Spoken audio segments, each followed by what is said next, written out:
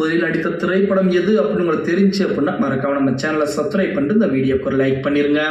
தமிழ் சினிமாவிலே தனது நடிப்பு திறமையின் மூலம் நடிகர் திலகம் என்று பெயர் எடுத்தவர் தான் சிவாஜி கணேசன்.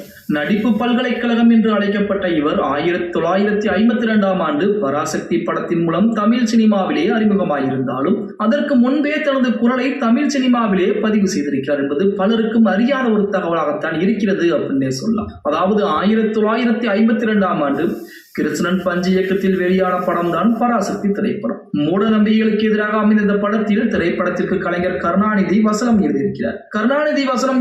என்றதும் இந்த படத்திற்கு கடுமையான எதிர்ப்பும் இருந்திருக்கிறது. அதேபோல் சிவாஜி இந்த படத்தில் நடிக்க வைக்க வேண்டாம் என்று ஏவிஎம் நிறுவனமே கூறியிருக்கிறது. இந்த படத்தை தயாரித்த BA பெருமாள் முதலியார் சிவாஜியை வைத்துத்தான் இந்த படத்தை எடுக்க வேண்டும் என்று உறுதியாக இருந்திருக்கிறார். ஏவிஎம் நிறுவனம் பின்வாங்கி இருக்கிறது. அதனைத் தொடர்ந்தும் பல மாதங்கள் தயாரிப்பில் இருந்த பராசக்தி படம் ஒரு வழியாக வெளியாகி இருக்கிறது. அக்டோபர் 17, 1952 தீபாவளி தினத்திலே வெளியான பராசக்தி திரைப்படம் மிகப்பெரிய வெற்றி பயவை கண்டு வெற்றி விழா படமாக அமைந்திருக்கிறது.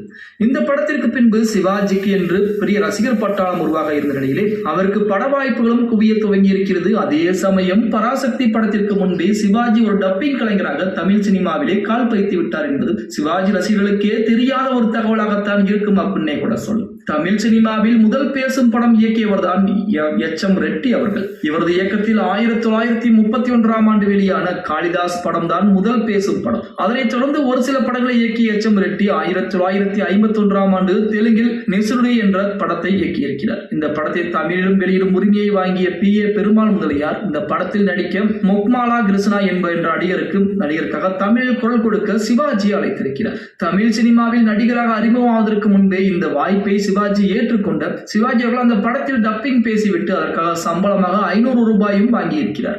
தமிழ் சினிமாவில் அறிமுகமாவதற்கு முன்பே தனது குரலை சினிமாவுக்கு அறிமுகப்படுத்தியவர் தான் சிவாஜி கணேசன். அதன் பிறகுதான் 1952ஆம் ஆண்டு பராசக்தி திரைப்படத்திலே அறிமுகமான சிவாஜி அதன் பிறகு யாருக்கும் டப்பிங் என்பது பேசல அப்படிங்கிற தகவல் தற்சமயம் இணையதளங்களிலே உலா வந்து கொண்டிருக்கிறது. 1952ஆம் ஆண்டு பராசக்தி திரைப்படம் என்பது நமது சிவாஜி கணேசனுக்கு முதல் திரைப்படம் என்றாலும் அதற்கு முன்பாகவே தமிழ் சினிமா உலகை பொறுத்த வரைக்குமே டப்பிங் கலைஞராக, அதாவது ஒரு நடிகருக்கு ஒரு தெலுங்கு படம், அந்த தெலுங்கு படத்தை ரீமேக் செய்யறாங்க, அந்த படத்தில் ஒரு நடிகருக்கு டப்பிங் கொடுப்பதற்கு சிவாஜி கணேசன் தேர்வு செய்யப்படுகிறார். அந்த படத்திற்கு சிவாஜி கணேசனும் டப்பிங் கொடுக்கிறார். அந்த படத்திற்கான சம்பளம் முதலாக தமிழ் சினிமாவில் இருந்து 500 ரூபாய் சம்பளமாக அந்த காலகட்டத்திலே வாங்கி இருக்கிறார். நமது சிவாஜி கணேசன் டப்பிங் கொடுத்தது அதுதான் முதலும் கடைசி திரைப்படம் அப்படின்னே கூட சொல்லலாம். அந்த திரைப்படத்துக்கு பின்பு எந்த ஒரு திரைப்படத்திற்கும் dubbing Sivaji Ganesan dubbing voice எதுவுமே கொடுக்க கிடையாது அப்படின்னு சொல்லி ஆகணும். ஓகே, வீடியோ பிடிச்சிருந்தா மறக்காம லைக் பண்ணிருங்க. அப்படி